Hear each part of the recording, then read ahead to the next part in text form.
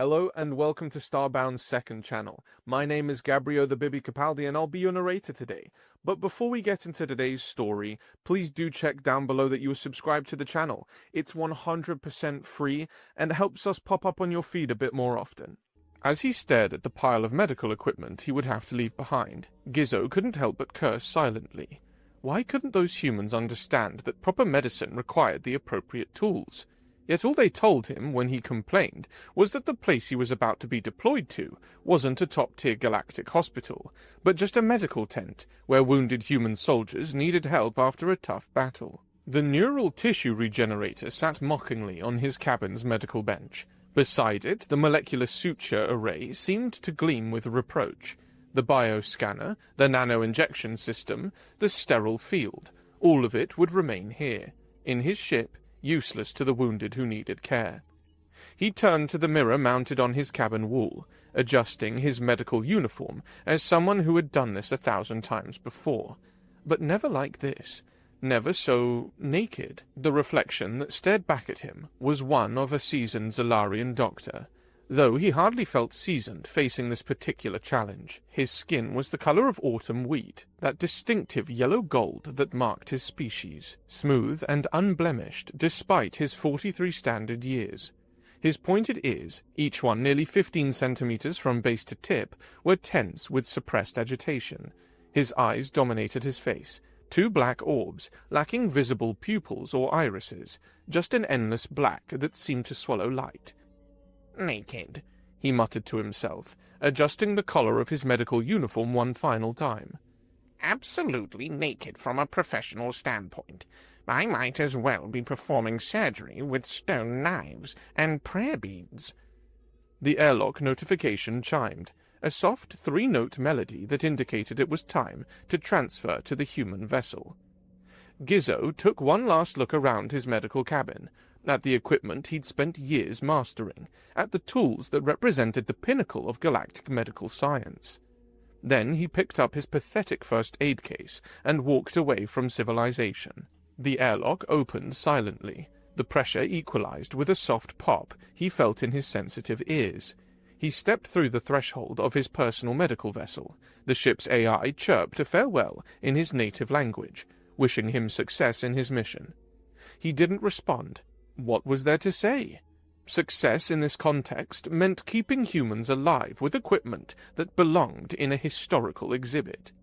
The transition tube between his ship and the human vessel stretched before him like a throat, waiting to swallow him whole. The contrast was immediately apparent. Where his ship's corridors were smooth, organic curves, the human transfer tube was all harsh angles and utilitarian grey metal.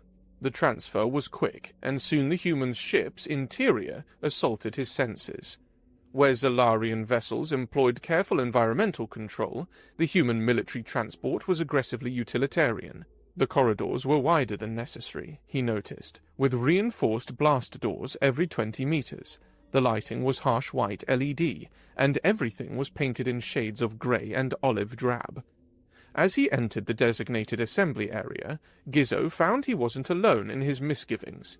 3 other medical professionals stood in various states of unease, each clutching their own pathetically small medical cases like life preservers in an ocean of uncertainty. The first was Dr. Throck, a Gamoran whose appearance would remind humans of their mythological trolls, though Gizo knew better than to make such comparisons aloud. Beside Throck stood Dr. Prilix, whose species, the Amphros, had evolved on a swamp world of constant rain and high humidity. Her skin glistened with the moisture secretion that kept her breathing membranes functional, creating an almost jewel-like effect as the harsh lights caught the tiny droplets. The third volunteer was Dr. Catheta, an aviary whose presence seemed to make the grey room brighter. Her plumage was a work of art, primary feathers in deep blue, secondary feathers in metallic gold, with highlights of purple and green that shifted with every movement. Before any of them could voice their concerns, the assembly room doors slid open with military precision. A human entered, Ambassador Daniel Wilson, according to the briefing materials. "Doctors," Ambassador Wilson began, his voice loud enough to be heard everywhere in the room, "I cannot express how much your presence means to us. The Terran Alliance is deeply grateful to the Galactic Council for honoring our mutual assistance pact." He paused, his gaze moving across each of them with an intensity that made Gizo's ears tense. "You are the 38th volunteer medical group to answer our call. 38. Each group before you has saved lives that would have been lost without your help. Your willingness to come here, to leave your advanced facilities and work in our austere conditions, speaks volumes about your character and your commitment to the medical oath we all share." Throck's gravelly voice rumbled through the room like distant thunder. "We are medical professionals, Ambassador. Our duty transcends comfort or convenience. Though I must ask, why do your people insist on such primitive conditions? Surely the Alliance has access to better equipment?" Wilson's smile was tired and knowing. "What seems primitive to you has kept humanity alive through centuries of conflict, Doctor. We need first aid more than anything else. Our medical technology may not regenerate tissue or knit bones, but it's quick, and speed means everything when you have a lot of wounded soldiers." "The briefing mentioned we would be deployed to a secured area," Catheta interjected. "Can you confirm the combat situation?" "Yes," Wilson nodded firmly. "Let me be clear. You'll be deployed via drop pod directly to the medical staging area outside Arrogor City. The Vetrax assault was repelled hours ago. Their forces have been completely eliminated from the city. There are no active combat operations in your deployment zone. Your only task will be treating the wounded who are waiting for care. The fighting is over." The relief that passed through the group was obvious. Prilix's throat sac deflated significantly, the rapid pattern slowing to a more normal rhythm. Catheta's feathers smoothed against her body. Even Gizo felt his own ears relax from their flattened position, swiveling forward again to better catch sounds.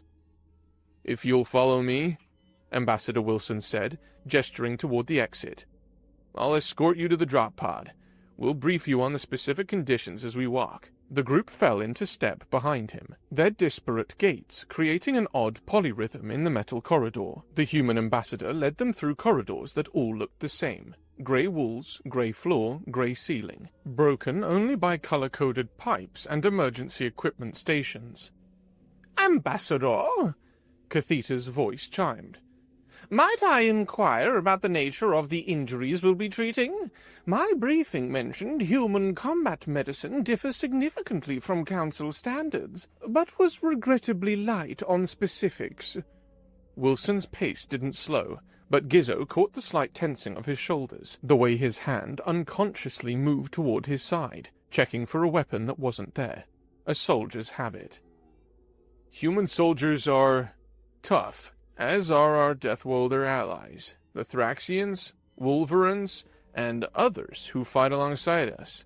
The injuries you'll see will be primarily physical trauma, projectile wounds from kinetic weapons, plasma burns, blast injuries from explosives, blunt force trauma from hand-to-hand combat.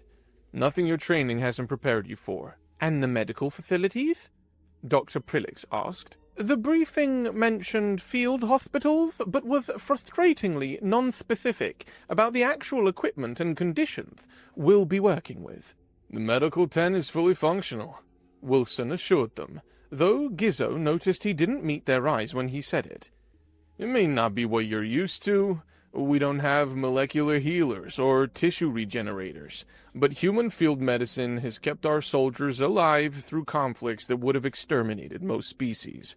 You'll be working alongside human medical personnel who have generations of experience with our methods. They'll guide you through our procedures." Finally, they reached a heavily reinforced chamber that seemed like their destination. The doors were twice as thick as any they'd passed, with warning labels in a dozen languages proclaiming danger. Authorized personnel only, and drop pod bay. In the chamber's center sat a drop pod that looked less like a medical transport and more like a weapon. A brutal cylinder of ablative armor and heat shielding, with only a few small viewports breaking its intimidating surface. Crash couches arranged in a circle around a central equipment column, each one showing the wear of hard use. Dr. Throck's bass rumble voiced what they were all thinking. This is safe? It looks like a projectile more than a transport. Ambassador Wilson actually smiled, though it was a hard expression that didn't reach his eyes. That's because it is a projectile, Doctor. This pod is designed to punch through contested airspace and deliver troops to a hot landing zone under enemy fire. It can survive direct hits from plasma weapons, penetrate aerial defense grids, and land intact in almost any condition short of a direct nuclear strike. For a peaceful descent to a secured area, it's actually overkill. Think of it as insurance. Comforting, Gizo muttered, his ears flattening against his skull as he examined the pod more closely. They filed into the pod one by one, each having to duck through the human-sized hatch. The interior was even more Spartan than the exterior suggested. Bare metal walls with only minimal padding, crash couches that had been hastily modified with extenders and adjustable components to accommodate non-human physiologies. Gizo found a couch that looked like it might fit his anatomy and settled in, securing his medical case in a compartment that had probably once held ammunition. Ambassador Wilson entered last, sealing the hatch with a solid thunk that reverberated through the hull like a funeral bell. The internal lights switched to red emergency illumination, casting everything in a bloody glow that did nothing for Gizo's nerves. "I'll be accompanying you to the surface," Wilson explained, strapping himself into his couch. "Help with the acclimation process. Introduce you to the chief medical officer. Make sure you have everything you need to get started. Now then," he continued, his fingers interacting with a control panel with rapid movements. "The descent will take approximately 12 minutes. There will be some turbulence as we hit atmosphere. The pod's designed for speed, not comfort. The inertial dampeners will handle the worst of it, but you'll still feel about 3 Gs during the main burn. I recommend you secure your straps properly. The 5-point harness might seem excessive, but trust me, you'll want it." Gizo fumbled with the harness system, clearly designed for human anatomy, but functional enough for most bipedal species. "Launching in 30 seconds, Wilson announced. "Just breathe normally and try to relax. Remember, this pod has successfully delivered troops to combat zones over 10 times. A milk run to a secured LZ is nothing." The pod shuddered as magnetic clamps released their grip. There was a moment of weightlessness that made Gizo's stomach lurch. Then the main engines fired. The acceleration hit like a giant's fist, pressing them into their couches with brutal force. This wasn't the smooth, dampened thrust of civilized vessels. This was raw, primitive propulsion that cared nothing for passenger comfort. Gizo's medical knowledge unhelpfully informed him that his internal organs were experiencing compression that would cause permanent damage to weaker species. The turbulence hit moments later as they entered the planet's atmosphere. Wilson had called it some turbulence, but that was clearly a human definition written by someone with a death wish. The pod bucked and rolled like a wild animal, the hull screaming as friction heated the ablative armor to temperatures that would melt most metals. Gizo could hear Prelix's distressed croaking, a sound that awakened primitive fear responses in his brain, the cry of prey in distress. The heat came next, radiating through the hull despite the insulation. The internal temperature climbed rapidly, 40 degrees, 42, 43. Gizo's knowledge of physics told him this was normal, that the ablative armor was doing its job by burning away in controlled layers. His survival instincts told him he was trapped in a metal coffin that was currently on fire. The pod's frame groaned and popped as different materials expanded at different rates. After what felt like hours, but was probably only minutes, the chaos began to subside.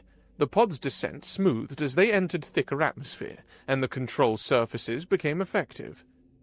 Gizo could feel the braking thrusters firing in sequence, sharp jolts that would have been gentle nudges in a proper transport, but felt like kicks from an angry mule in this military hardware. The temperature began to drop, though the hull still radiated heat like a furnace. The landing, when it came, was surprisingly gentle, a series of small impacts as landing struts absorbed their momentum, followed by a final settling that left them tilted at a slight angle. the engines cut out with a final wheeze, leaving them in relative silence, broken only by the ping of cooling metal and the ragged breathing of 4 terrified medical professionals. "Welcome to Arrogor," Ambassador Wilson announced, already unbuckling his harness as if he hadn't just experienced the same descent into hell. "Take a moment to adjust to the gravity. It's about 1.2 standard, so you'll feel heavier than usual. The atmospheric composition is within acceptable ranges for all your species, though the oxygen concentration is a bit high, at 23%. You might feel lightheaded at first." The hatch cycled open in a single motion. The natural light flooded in along with a wave of alien air. The smell hit Gizo first, a complex assault of unfamiliar scents that his brain struggled to categorize. The metallic tang of blood, both human and alien, underlying everything, and beneath it all, the ineffable smell of war. Fear sweat, cordite, death, and desperate hope mixed into something that made his medical instincts simultaneously recoil and engage. "Whenever you're ready," Wilson said, standing by the hatch with the easy balance of someone accustomed to variable gravity. "No rush.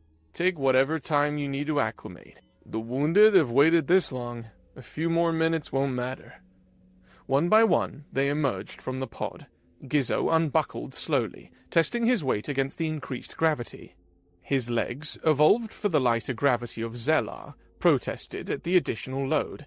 His spine compressed slightly, and he could feel his heart working harder to pump blood to his brain. But it was manageable, uncomfortable, but not debilitating.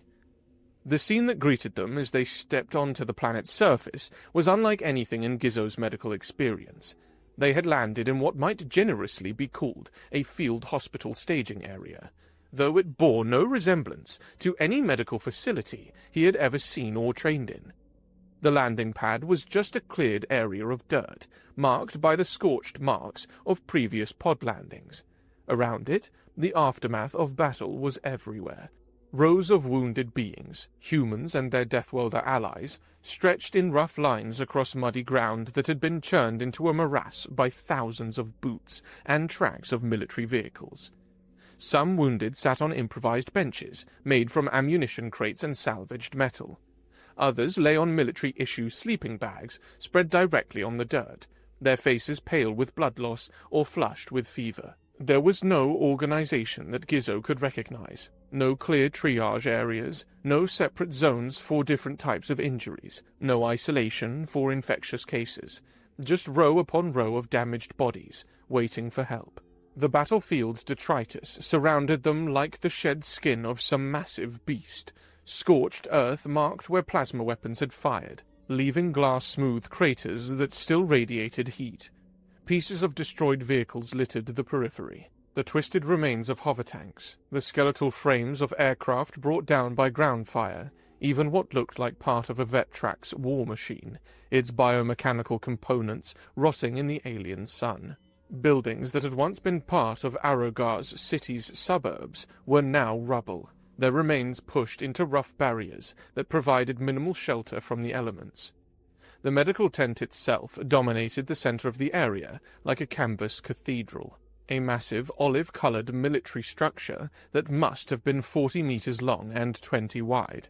Its sides bore the scars of recent battle, patches where shrapnel had torn through, burn marks from near misses with plasma weapons, even what looked like claw marks from something that had tried to get inside.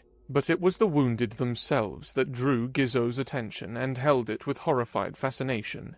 Humans with field dressings wrapped around limbs, their uniforms torn and stained with blood and dirt.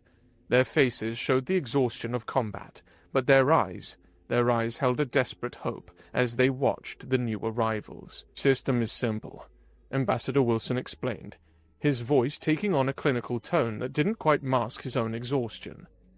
"Red tags are already inside receiving immediate treatment. Traumatic amputations, arterial bleeding, tension pneumothorax, the injuries that will kill within minutes without intervention.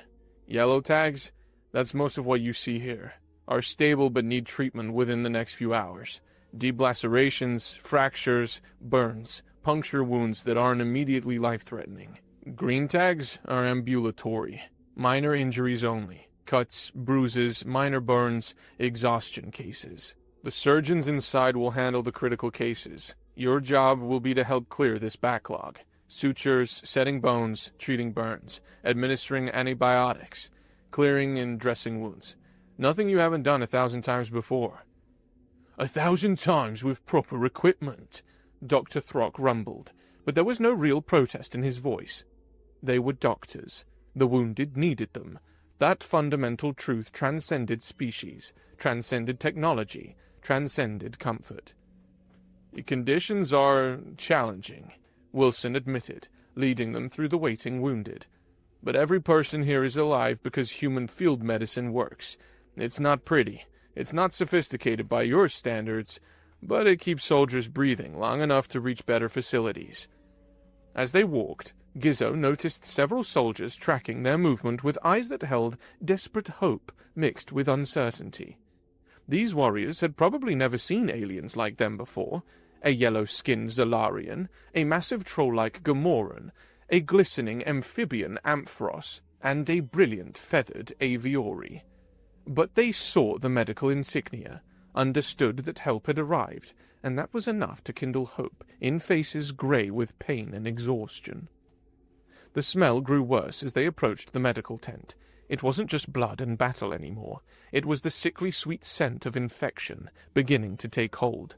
The acrid smell of cauterized flesh. The sharp tang of primitive chemical disinfectants. And underneath it all, the smell of human suffering. Bodies pushed beyond their limits. Wounds left too long without proper treatment. The biological chaos of trauma and the body's desperate attempts to heal itself. Gizo's ears swiveled, picking up sounds that made his medical instincts scream.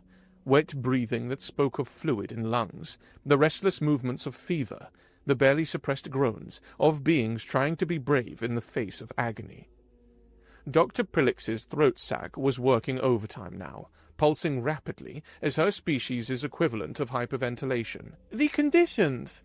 How do they maintain any sterility? The contamination must be... She trailed off, unable to finish the thought. They do their best, Wilson replied carefully.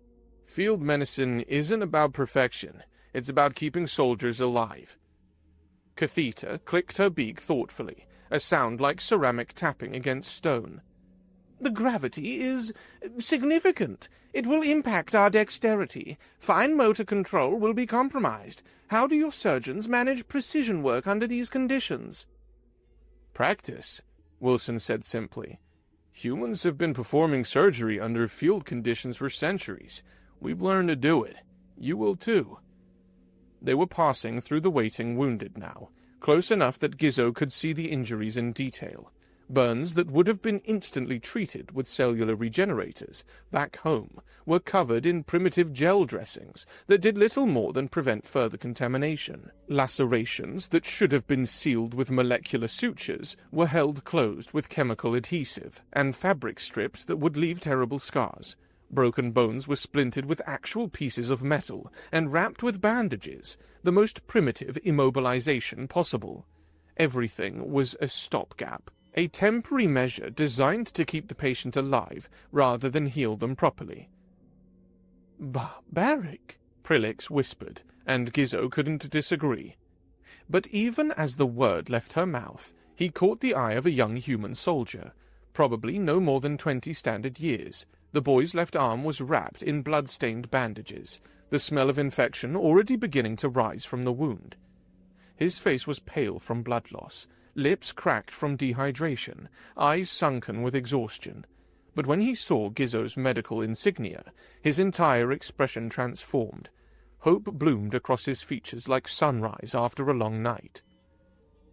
"Hey, Doc," the soldier called weakly, his voice hoarse but filled with relief. "Glad you could make it. We were starting to wonder if anyone else was coming." Gizo found himself nodding, his professional instincts overriding his discomfort. "We're here to help, soldier. You'll be treated soon." The gratitude in the boy's eyes was almost painful to witness. "Thanks, Doc. Just thanks for coming. I know it's not what you're used to, but We really need the help. They had barely taken 10 more steps when Dr. Throck spoke, his voice uncharacteristically firm. Enough acclamation. We're doctors, and these beings need treatment. Ambassador Wilson, please show us to the medical tent. We've seen enough to know what we're facing. The others nodded in agreement, even Prilix straightening despite her obvious discomfort. They were medical professionals. Their personal feelings were secondary to their duty. Whatever conditions awaited them inside that tent, they would adapt. They would overcome. They would save lives. Ambassador Wilson led them toward the main medical tent, its entrance a simple flap of heavy canvas. As they approached, Gizo tried to prepare himself mentally. He'd seen trauma before. The Zalarian medical corps wasn't sheltered from reality. He'd treated victims of industrial accidents, survivors of pirate attacks, even casualties from border skirmishes. But something about the crude conditions, the sheer number of wounded, the primitive treatment methods he'd observed, was building a knot of apprehension in his stomach that grew tighter with each step. "Remember," Wilson said as they reached the entrance, his hand pausing on the tent flap. "Human medicine may seem crude, but it works. Try to keep an open mind. What you're about to see has served millions of lives over the centuries." The apprehension grew with each heartbeat. Gizo found his hands tightening on his medical case until the handle creaked under the pressure. His ears flattened against his skull, an involuntary response to stress that he couldn't control. What awaited them inside? How could medicine be practiced without the tools that defined modern healing? How could lives be saved with nothing more than primitive chemistry and manual skill? Ambassador Wilson pulled back the tent flap. "After you, doctors." They entered into a vision of medical hell. The assault on Gizo's senses was immediate and overwhelming. The copper smell of blood was so thick he could taste it on his tongue, metallic and cloying. The human doctor was using a manual saw, an actual mechanical saw, to remove a mangled leg from a Terran Marine. The patient was conscious, biting down on a leather strap while assistants held him steady. Blood flowed freely from the amputation site, not contained by any field or absorbed by any smart material, but simply pouring onto the dirt floor that had already turned to mud from similar procedures.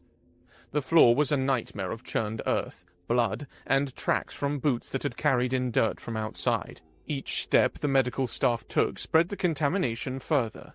At another station, medics were literally gluing wounds closed, squeezing tubes of industrial-grade chemical adhesive directly onto gaping lacerations, pressing the edges together and holding them until the adhesive set.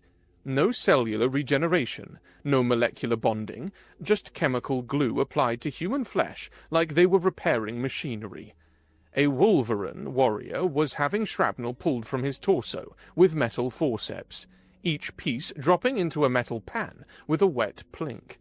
No scanning, no precision extraction, just brutal, manual removal while the warrior bit down on his own belt to keep from screaming.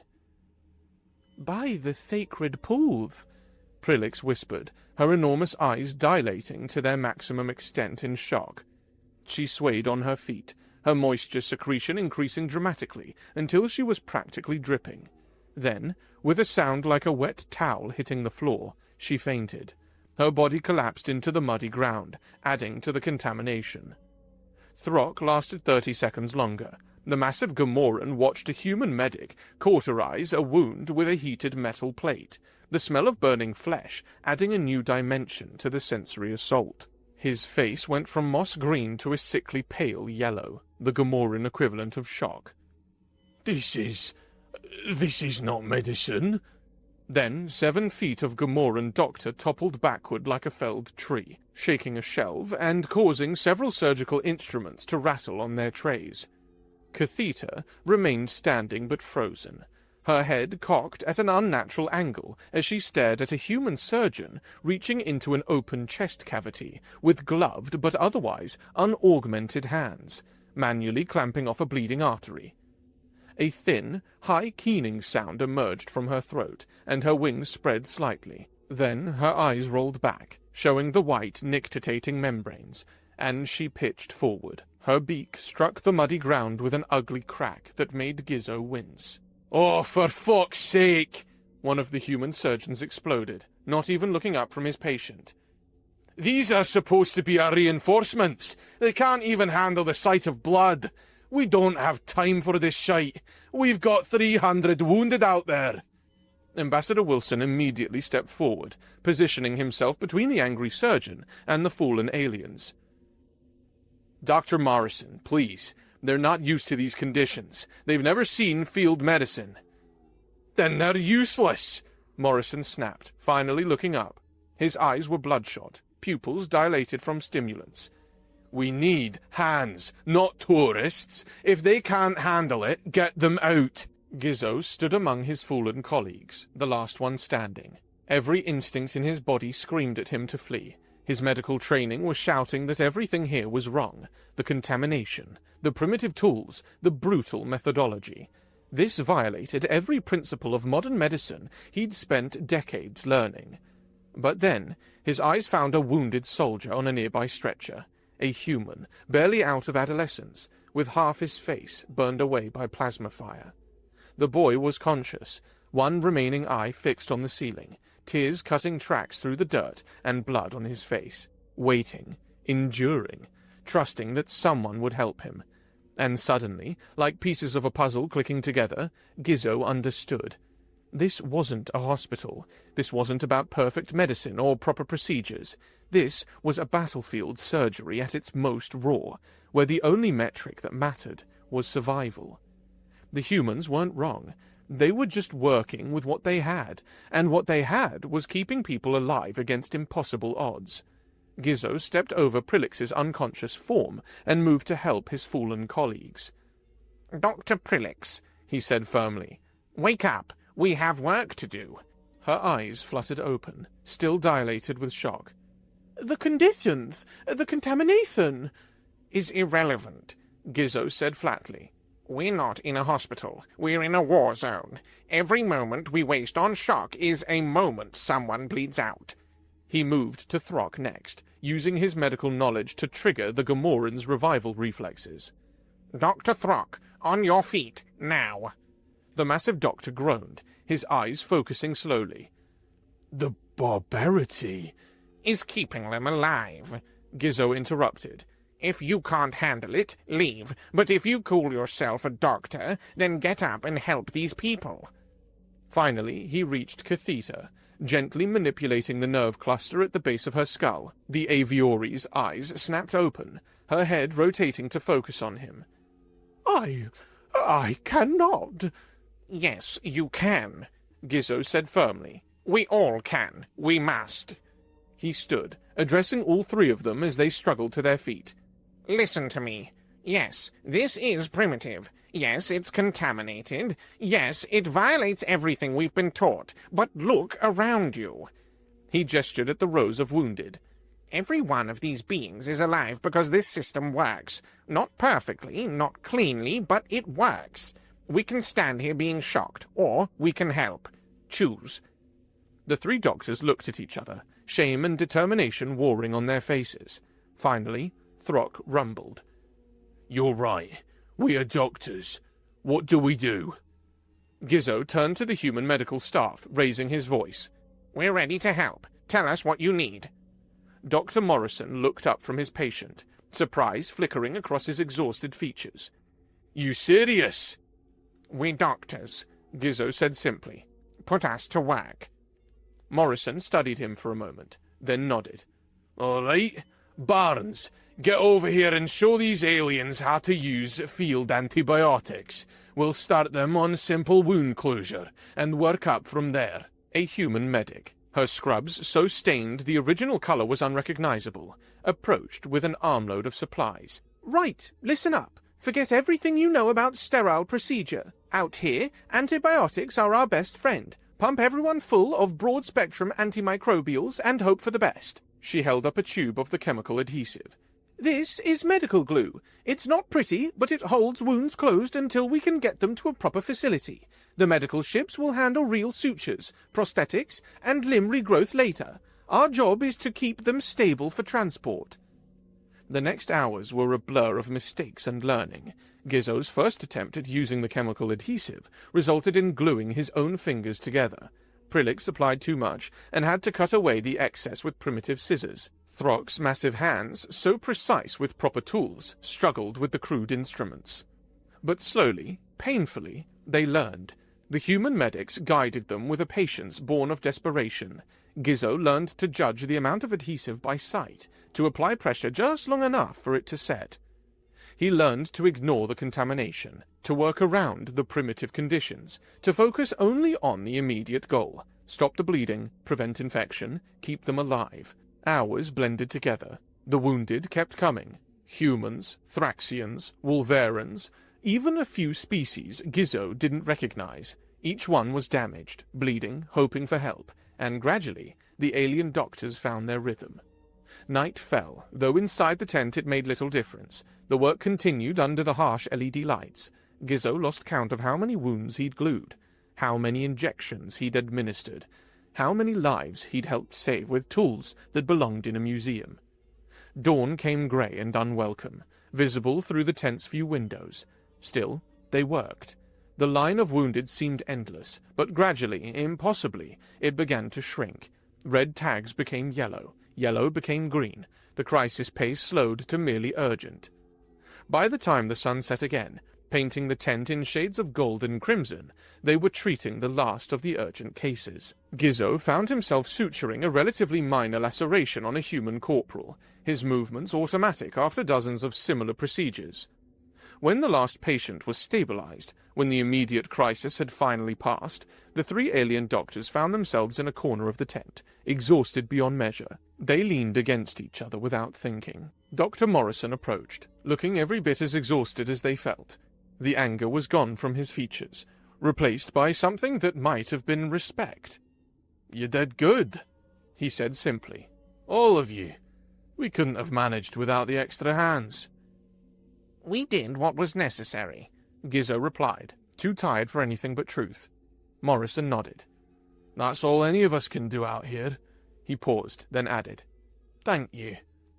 As the human walked away, Gizo reflected on the past day and a half. He'd violated every principle of proper medicine. He'd used tools and techniques that would horrify any civilized medical board. He worked in conditions that would have shut down any proper facility. And he'd helped save lives, hundreds of them.